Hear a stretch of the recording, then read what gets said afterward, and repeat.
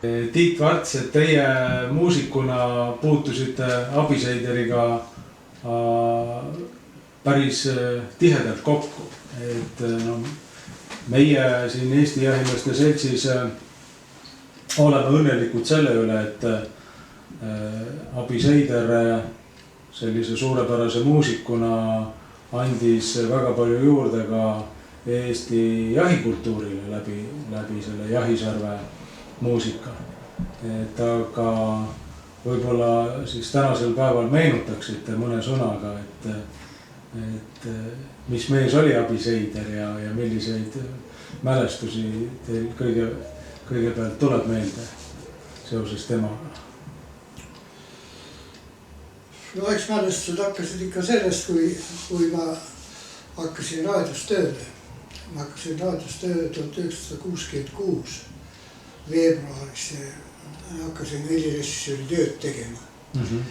Ja siis, kuna Abe mängis siis estraadiorkestris trompetit ja isegi selliseid võimalusi oli, et pärast hiljem, kui ma juba olin kosunud selle töö peale, siis mul isegi õnnestus tema tööd lindistada.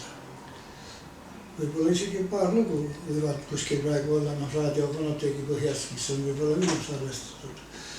Ja no, ta oli väga tubli mängumees ja selles mõttes ka, et ega temaga palju mingisugust sellist kordusi asi ei olnud, muidu tehti vahest mitmed tuublid ja pärast liimiti ja tehti. Tema tegi võib-olla paar korda läbi oma asja ja oligi korras, temaga ei olnud selles mõttes. Ja ta oli igas mõttes väga sõbralik inimene.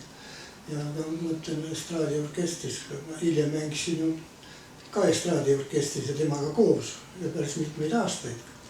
Ja ta oli sellele vaatamata oli ikkagi päris number 1, aga tema suhtumine ja kõik oli väga kena kolleegide suhtes. Ja sellised lood on temaga. Tema jahiharrastusest ka teadsid? Kahjuks ja nii palju nüüd tean, et ta tõesti tegeles sellega. Aga rohkem ei tea midagi. No tutvusite 66. aastal. Ja kusagil siis jah, siis juba hakkasin majas liikuma ja seal ja kogu aeg hakkasin tegelema selle heli lindistamisega. Ja siis ikka puutusime kokku, jah. Nii et juba sel ajal oli ta juba selles mõttes tuntud tegija? Ja, oli küll. Et tegelikult oli selle estraadiorkestri palgal oli ta juba aastast 1955.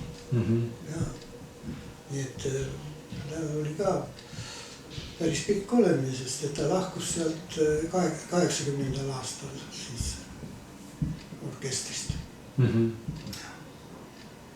Kas mõni seik on äkki meeles ka vist või mõni selline isiklik mälestus temaga seoses äkki tuleb pähe? See on pikk jutt. Ma ei tea, kas ma seda räägiksin. Sest see on nüüd niisugune asi, et siis need inimesed, kes täna siin istuvad, et need kuulavad seda, mis ma siin täna räägin ja seda lugu. Ja siis muidugi on raadiointervjuu on homme Vikerraadios. Ja seal ma räägin ka seda asja. Kui te olete huvitatud, kuulake seda.